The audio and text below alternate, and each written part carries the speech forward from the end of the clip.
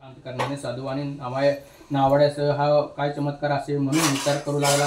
नंतर लीलावती आपल्या कन्येची त्या अवस्था पाहून दुःखी झाली व आक्रोश करून आपल्या पतीला म्हणाली, अहो एवढ्या थोड्या अवधीत लोकांसह कलावतीचा पती असा अदृश्य झाला, कोणत्याही देवाच्या अकृपेमुळे हे झाले मला हे समजत नाही। नंतर तिने मुलीला पोटाशी धरले व रडू लागली। इतक्यात पती नाहीशी झालेले दुःखी झालेल्या कलावतीने पतीच्या पादुका घेऊन सती जाण्याचा निश्चय केला। धार्मिक व सज्जन असा साधूवाणी भार्यासह मुलीचे अशा प्रकारचे चरित्र पाहून अतिशोकाने संतप्त व सत्यनारायणाचे नौका नाहीसे केले असेल, कारण त्याच्या मायेने मी मुक्त झालो आहे। नंतर सर्वांना बोलवून साधूवाण्याने माझे मनोरथ पूर्ण झाल्यास मी सत्यनारायणाचे पूजन करीन असे सर्वांना सांगितले आणि सत्यनारायणाला पुन्हा पुन्हा साष्टांग नमस्कार घातले। तेव्हा दिनाचे रक्षण करण्यास सत्यनारायणाचे संतुष्ट व भक्तिप्रेमी भावाने आकाशवाणीने म्हणाले, हे साधू तुझे कन्या प्रसाद त्याग करून आपल्या पतीच्या दर्शनासाठी आले आहे, म्हणून तिचा पती आदर्श झाला आहे। हे साधू तुझी कन्या जर घरी जाऊन प्रसाद भक्षण करून येईल तर तिचा पती तिला प्राप्त होईल याचा शंका नाही। आणि पुन्हा बंदरात येऊन पाहते तो तिचा पती जवळ तिच्या दृष्टीस पडला। नंतर कलावती आपल्या पित्यास म्हणाले, आता लवकर घरी चला, उशिरा का करता। मुलीचे हे वाक्य ऐकून तो साधूवाणी अतिशय आनंदी झाला व त्याने यथाविधी सत्यनारायणाचे भोजन केले व नंतर तो साधूवाणी धन व बांधव यासह आपल्या घरी गेला व प्रत्येक पौर्णिमा व संक्रांत या दिवशी सत्यनारायणाचे पूजन करून या लोकी सुखी झाला व शेवटी सत्यनारायण प्रभूचे सत्य लोकात गेला। या ठिकाणी सत्यनारायणामुळे त्याला अति दुःख प्राप्त झाले। ते असे तो राजा एकदा अरण्यातून सिंह वाघ इत्यादी प्राण्यांना मारून वडाच्या झाडाजवळ आला। तो त्या ठिकाणी गवळी लोक आपल्या बांधवासह भक्तियुक्त अंतकरणाने सत्यनारायणाचे पूजन करीत आहेत असे राजाला दिसले, परंतु राजा हे सर्व पाहूनही त्या ठिकाणी गेला नाही व त्याने सत्यनारायण भगवंतास नमस्कारही केला नाही।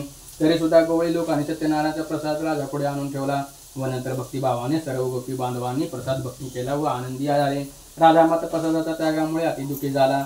त्या राजाचे 100 मुलगे व धनधान्य इत्यादी सर्व संपत्ती नाश पावली। ते सर्व सत्यनारायणाच्या अवतीप्रेम झाले असेल असे राजाला वाटले। ज्या ठिकाणी गोपींनी सत्यनारायणाचे पूजन केले होते त्या ठिकाणी जाण्याचा निश्चय राजाने केला। नंतर गवळी लोकांच्या जवळ गेला व त्यासह भक्ती श्रद्धेने युक्त होऊन यथाशक्ती सत्यनारायण पूजन केले। त्यामुळे हा अंगदोज राजा धनपुत्र इत्यादी ऐश्वर्याने संपन्न झाला। या लोकात सुखी होऊन शेवटी वैकुंठ लोकात गेला। हा सर्व लाभ सत्यनारायणाच्या पूजनामुळे झाला, म्हणून सर्वांनी सत्यनारायणाचे पूजन अवश्य करावे।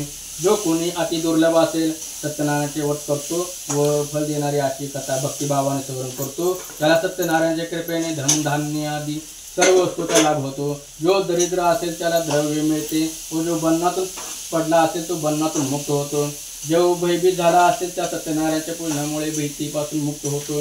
इच्छित संपूर्ण ऐश्वर्यालोकी भोगून अंती सत्यनारायणाच्या नगरात जातो। ऋषी हो, जे व्रत केले असता मनुष्य सर्व दुःखातून मुक्त होतो ते हे सत्यनारायणाचे व्रत तुम्हाला सांगितले आहे। विशेषतः करून कलियुगात सत्यनारायणाची पूजा फल देणारी आहे। या देवाला कोणी काल, कोणी ईर्ष, कोणी सत्यदेव व कोणी सत्यनारायण असे म्हणतात। नाना रूपे धारण करून सर्व भक्तांचा कथापठन करील किंवा श्रवण करील त्याची सर्व पापे सत्यनारायणाच्या कृपेने नाहीशी होतात। या ठिकाणी सत्यनारायण कथेचे 5वा अध्याय समजायला बोला सत्यनारायण महाराज की। नगरात गेला व साधूवाण्याच्या वाऱ्याला पाहून त्याने नमस्कार केला व हात जोडून तिला अपेक्षित असणारे वाक्य बोलू लागला। तो म्हणाला, बांधव व पुष्कळ द्रव्य यासह साधूवाणी जावायला बरोबर घेऊन आपल्या नगराच्या जवळ आले आहेत। असे दूताचे वाक्य ऐकून आनंदी झालेले साधूवाण्याच्या भार्याने मुलीला सत्यनारायणाची पूजा कर असे सांगितले व आपण लगेच प्रतिदर्शनासाठी गेली। आश्चर्य आहे, आईचे वाक्य ऐकून तिने सत्यनारायणाचे व्रत पूर्ण केले, परंतु प्रसाद भक्षण न करता प्रतिदर्शनासाठी उत्सुक झालेली ती तशीच गेली। त्यामुळे रागवलेली सत्यनारायण प्रभू वाण्याची भार्या प्रत्येक घरी भिक्षा मागण्यासाठी फिरू लागली। साधू वाण्याची मुलगी कलावती पण घरोघरी भिक्षा घेऊन आशीर्वाद घेतला व जावायसह स्वतःच्या नगरात गेला। तो साधूवाणी काही थोडा दूर गेल्यानंतर संन्यास वेश धारण करणारे सत्यनारायण प्रभूची साधूवाण्याची परीक्षा करते। हे साधू, या तुझ्या नौक्यात काय आहे ते सांग असा प्रश्न विचारला। धनाने उत्पन्न झालेले व 2 वाणी त्याची निंदा करून हसू लागले व म्हणाले, संन्यासी बुवा, आमची द्रव्य नेण्याची तुमची इच्छा आहे काय? आमची नौका वेली व पाणी याने भरलेली आहे असे साधूवाण्याचे उत्पन्न भाषण ऐकून भगवान म्हणाले, तुझे बोलणे खरे हो। असे बोलून संन्यास वेश धारण करणारे भगवान गेले व तिथून थोड्याच अंतरावर असलेल्या समुद्राच्या तीरावर बसले। संन्यासी दूर गेल्यावर साधूवाण्याने आपले नित्यकर्म केले व नौकाकडे गेला आणि पहिले तर हलकेपणामुळे नौका वर आलेली पाहून साधुवाणी आश्चर्यचकित झाला. नौकेत वेली व पाणी पाहून तो साधुवाणी मूर्छी येऊन जमिनीवर पडला. नंतर थोड्या वेळाने सावध होऊन चिंता करू लागला. त्यावेळी साधुवाणी जावया म्हणाला, महाराज आपण शोक का करता? संन्यासाने जो आपणास शाप दिला त्यामुळेच हा सर्व प्रकार घडला आहे. तो संन्यासी पाहिजे ते करण्यास समर्थ आहे, म्हणून आपण त्या शरण जाऊ, म्हणजे आपले सर्व मनोरथ पूर्ण होतील. असे जावयाचे भाषण ऐकून साधुवाणी यती जवळ गेला व त्याला पाहून भक्तीने नमस्कार केला व आदराने बोलू लागला. महाराज, मी जे आपल्या जवळ खोटे बोललो त्या अपराधाची मला क्षमा करावी, असे म्हणून पुन्हा पुन्हा नमस्कार केला व तो साधुवाणी अतिशय दुःखी झाला. संन्यासी धारी भगवान शोक करणारे साधुवानाला म्हणाले, शोक करू नकोस, मी सांगतो ते एक, तू माझ्या पूजनेविषयी भ्रष्ट झाला आहेस व म्हणून माझ्या आज्ञेने तुला वारंवार दुःख प्राप्त झाले आहे. हे ऐकून साधुवाणी भगवंताची स्तुती करू लागला.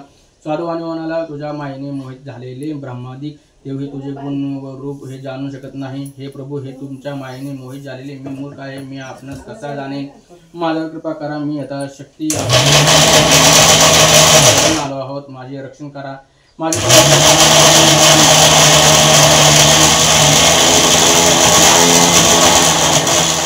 जितेंद्र व सत्य बोलणारे भक्तिमान व बुद्धिमत्ता होतो. देवळात जाऊन प्रत्येक दिवशी ब्राह्मणाला द्रव्य देऊन संतुष्ट करत असे. त्याचे भार्या पतिव्रता सुंदर व अत्यंत रूपवान होती. एक दिवशी तो राजा स्त्रीसह नदीच्या तीरावर सत्यनारायणाचे पूजन करीत होता. त्यावेळी साधुवाणी व्यापारासाठी पुष्कळ द्रव्य घेऊन राजा पूजन करत होता त्या ठिकाणी आला व नौका नदीच्या तीरावर उभी करून राजाजवळ आला व व्रत करणाऱ्या राजाला पाहून अत्यंत विनयाने विचारू लागला. साधुवाणी म्हणाला, हे राजा, युक्त करणारे, हे तू काय करता आहे ते तर मला सांग. माझी अग्नीची इच्छा आहे. राजा म्हणाले, हे साधू, पुत्र सदन इत्यादी प्राप्त व्हावे या हेतूने अतुल तेजस्वी सर्व मनोरथ पूर्ण करणारे सत्यनारायण विष्णूचे पूजनात्मक व्रत मी माधवसह करीत आहे. राजाचे हे वाक्य ऐकून अत्यंत आदराने साधुवाणी म्हणाला, महाराज, आपण हे व्रत विस्तार करून मला सांगा. जसे सांगा तसे मी करेन. मला पण संतती नाही, ती या व्रतामुळे नक्की होईल. असे बोलून व्यापारासाठी अन्य गावी न जाता आनंदाने साधुवाणीने घरी परत आला व त्याने संतती देणारे हे व्रत आपल्या भार्याला सांगितले. ज्यावेळी मला संतती होईल त्यावेळी मी सत्यनारायणचे व्रत करेन असे नमस्कार त्याने केले. अशा प्रकारचे व्रतशीलवान साधुवाण्याने आपल्या लीलावती नावाच्या भार्याला सांगितले. नंतर धार्मिक व पतिव्रता अशी त्याची लीलावती नावाची भार्या आनंदी अंतकरणाने पतीच्या सेवा करत असताना सत्यनारायणाच्या प्रेमाने गर्भवती झाली. नंतर त्याला 10वा महिना सुरू होताच एक कन्यारत्न झाले. ती कन्या शुल्क पक्षांच्या तंत्राप्रमाणे प्रत्येक दिवशी वाढू लागली व म्हणून त्यांचे नाव कलावती असे ठेवले. नंतर काही दिवसांनी त्या लीलावतीने साधुवाणीला गोडवाणीने प्रश्न विचारला, महाराज, पूर्वी केलेले केलेले सत्यनारायणाचे व्रत आपण का करत नाही? असं तिचा प्रश्न ऐकून साधुवाणी म्हणाला, हे क्रिये कलावतीच्या लग्नाच्या वेळी हे सत्यनारायणाचे व्रत मी करेन. अशा प्रकारे भार्याने समाधान करून व्यापारासाठी साधुवाणी दुसऱ्यांच्या गावाला निघून गेला. त्याची कन्या कलावती गुणाने व वयाने मोठी होऊ लागली. साधुवाण्याने आपली मुलगी लग्नाला योग्य झाली आहे असे पाहून मित्रमंडळाबरोबर विचार केला व लगेच उत्तम शोधण्यासाठी एका दूताला आज्ञा केली. तो दूत आज्ञेप्रमाणे वर शोधण्यासाठी नगराच्या नावाच्या नगराला गेला. नंतर तो दूत एका वाण्याच्या मुलाला घेऊन परत आला. त्यावेळी सवर्ण संपन्न व सुंदर अशा वाण्याच्या मुलाला पाहून त्या साधुवाण्याने आपल्या ज्ञाती बांधवासह आनंदी अंतकरणाने त्या पुत्राला विधियुक्त अन्नदान केले. त्या विवाहाच्या वेळी दुर्दैवाने पूर्वी नवस केलेले सत्यनारायणाचे व्रत करण्यास तो विसरला. त्यामुळे भगवान रागवले. नंतर तो व्यापारात चतुर असणारा साधुवाणी कालाच्या प्रेरणेप्रमाणे व्यापारासाठी जावायचे निघून गेला आणि सिंधू नदीच्या जवळ असणाऱ्या रम्य आश्रमात जाऊन आपल्या श्रीमान जावायचा तो साधुवाणी व्यापार करू लागला. ते दोघे चंद्रकेतूच्या नगरात जाऊन व्यापार करत असताना काही काल उत्तम गेला. इतक्यात सत्यनारायण प्रभूचे हा वाणी आपल्या सत्यनारायण प्रभूच्या प्रतिज्ञेपासून भ्रष्ट झाला आहे, म्हणून याला भयंकर दुःख प्राप्त हो अशा शाप दिल्यानंतर थोड्याच दिवसांनी चंद्रकेतूच्या राजवाड्यात चोरी झाली व तो चोरलेल्या द्रव्य घेऊन साधुवाणी ज्या ठिकाणी राहत होता त्या ठिकाणी आला. आपल्या मागून राजदूत येत आहे असे पाहून तो चोर घाबरला व चोरलेले द्रव्य साधुवाणीच्या दाराजवळ टाकून जो चोर पळून गेला. इतक्यात ते राजदूत सज्जन साधुवाणीच्या इष्ट देवताय अभ्यय नमः, कुल देवताय अभ्यय नमः, ग्राम देवताय अभ्यय नमः, स्थान देवताय अभ्यय नमः, वास्तु देवताय अभ्यय नमः, श्री लक्ष्मी नारायण अभ्यय नमः, सर्वोम सर्वदेवो नमो नमः. ओम वक्रतुंड महाकाय सूर्यकोटि समप्रभ निर्विघ्नं कुरु मे देवी सर्वकार सर्वदा सर्वमंगल मांगल्ये शिवे सर्वार्थ साधिके शरण्ये त्र्यंबके गौरी नारायणी नमस्तुते.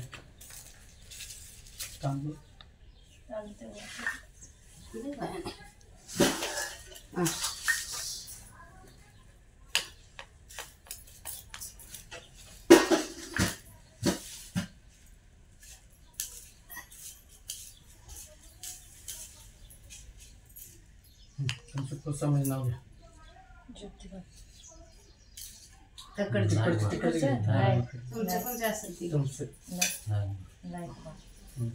हात जोडा, पाया पडा.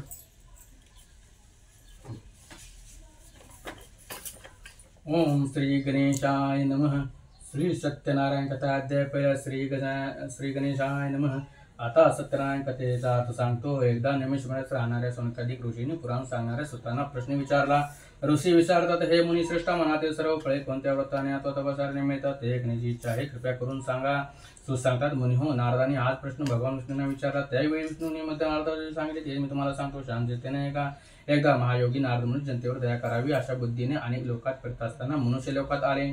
आणि मनुष्य लोकात आपल्या पूर्वकर्माप्रमाणे अनेक योनीमध्ये घेऊन अनंत प्रकारचे दुःखे सर्व लोक भोगीत आहेत असे पाहून कोणत्या साधनाने त्यांचे दुःख नक्की नाहीसे होतील हा विचार करून नारद मुनी वैकुंठात गेले.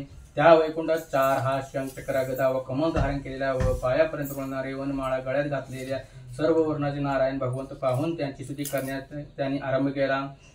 नारद म्हणाले, ज्याचे स्वरूप वाणी व मन यांना न कळणारे आहे व जो आनंद शक्तिमान आहे, जो उत्पत्ती मध्ये व नाश यांना रहित आहे, मूळचा निर्गुण आहे, जगाच्या आरंभ काळी तो 3 गुणाचा स्वीकार करतो व जो सर्वांचे मूळ कारण असून भक्तांची दुःखे नाहीशी करतो, त्या नारायणाला माझा नमस्कार असो.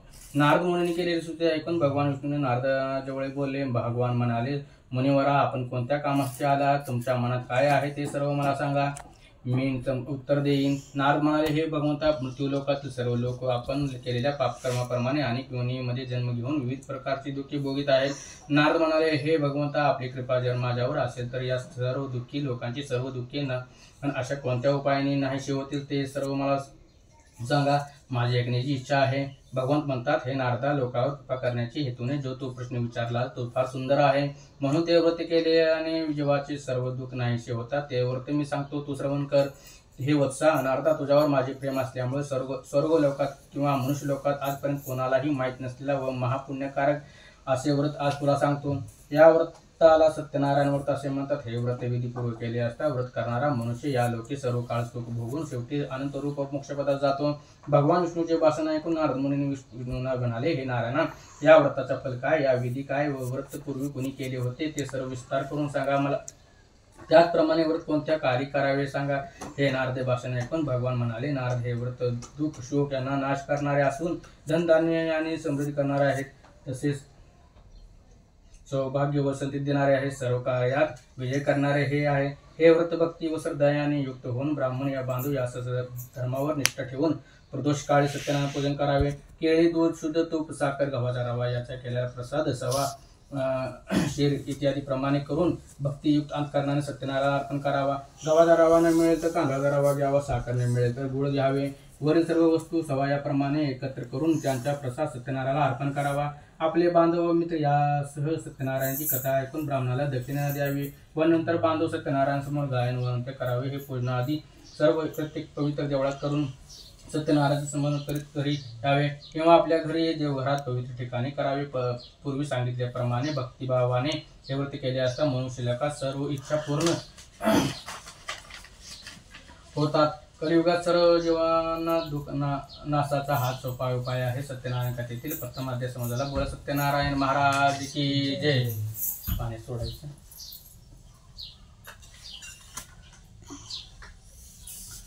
हा, एकावर सोडा. दोघांनी हात लावा. तुम्ही ठेवा तिथे, तुम्ही हात लावा.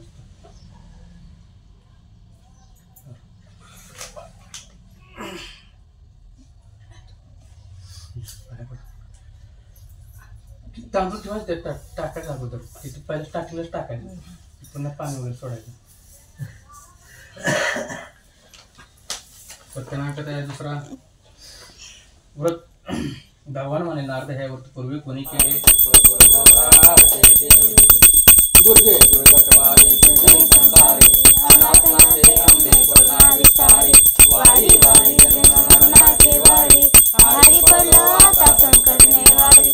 जय देव जय देव जय नमस्कारनी, सुरेश्वर जय तार संजुनी. जय देव जय त्रिभुवन पाता सुरेश नाही, सारी समवेत लाडकारी, सारी पडला पडलो प्रवाही, ते तू भक्ताला दे पाव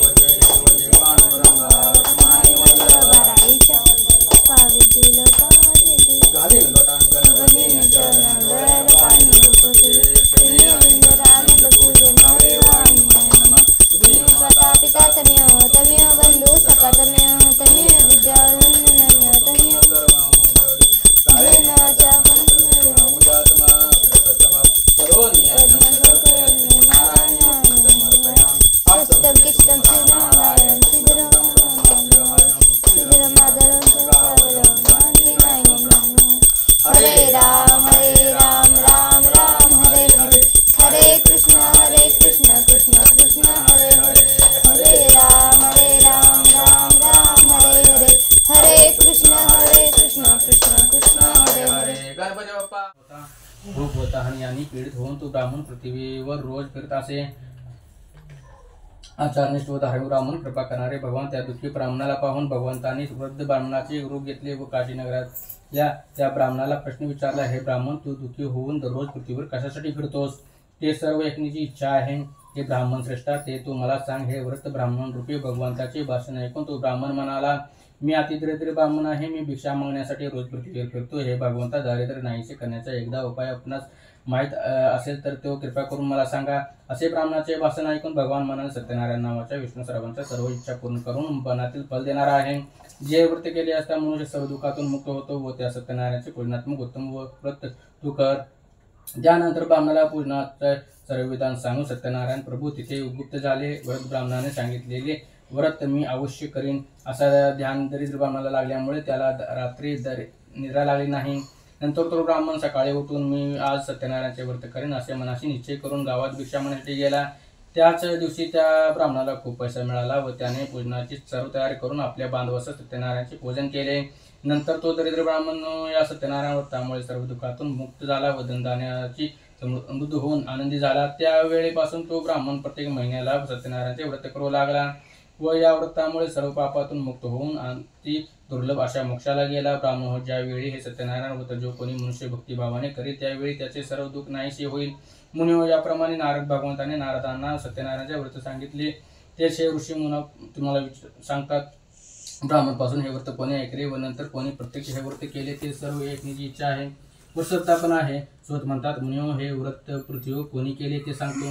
ते एका हा ब्राह्मण आपल्या वैभवप्रमाणे आपले बांधव व इष्टी यासह आनंदाने व भक्तीने हे व्रत करत असताना लाकडे विकणारा मोळे विकत त्या ठिकाणी आला. तो मोळे विक्या तहानलेल्या असल्यामुळे मस्तकावरील मोळी बाहेर ठेवून ब्राह्मणाच्या घरी गेला व तो व्रत करीत आहे असे पाहून त्याला नमस्कार केला व विचारले, महाराज, आपण काय करत आहात? हे व्रत केल्याने काय फळ मिळते ते पूर्ण सांगा. ब्राह्मण म्हणाला, सर्व इच्छा पूर्ण करणारे असे हे सत्यनारायणाचे व्रत आहे. त्याचप्रमाणे कृपाप्रसादाने मला पुष्कळ धनधान्य मिळाले आहे. नंतर त्या मोळी विक्याने हे व्रत समजावून घेतले व अतिच आनंदाने प्रसाद भक्षण करून पाणी पिऊन शहरात मोळी विकण्यासाठी गेला. सत्यनारायणाचे चिंतन करीत लाकडाची मोळी मस्तकावर घेऊन या गावात लाकडे विकत जे द्रव्य मिळेल त्या द्रव्याचे मी सत्यनारायणाचे उत्तम पूजन करेन असा मनाशी निश्चय केला व म्हणाला, अन्य काय सांगू. धनिक लोक ज्या नगरात राहत होते तेथे तो गेला व त्या दिवशी त्याला दुप्पट द्रव्य मिळाले. नंतर त्याने आनंदी अंतकरणाने उत्तम पिकलेली केळी, साखर, तूप, दूध, गव्हाचा रवा, सवा याप्रमाणे खरेदी करून आपल्या घरी आला व आपले बांधव व इष्ट मित्र यांना बोलवून विधियुक्त रीतीने यथासांग सत्यनारायणाचे पूजन केले. या सत्यनारायणाच्या व्रताने प्रभावाने तो मोळी विकेचा धनधान्य व पुत्र इत्यादी संपत्ती युक्त व लोकात सुख भोगून शेवटी सत्यनारायण प्रभूजी लोकी गेला. बोल सत्यनारायण महाराज की जय.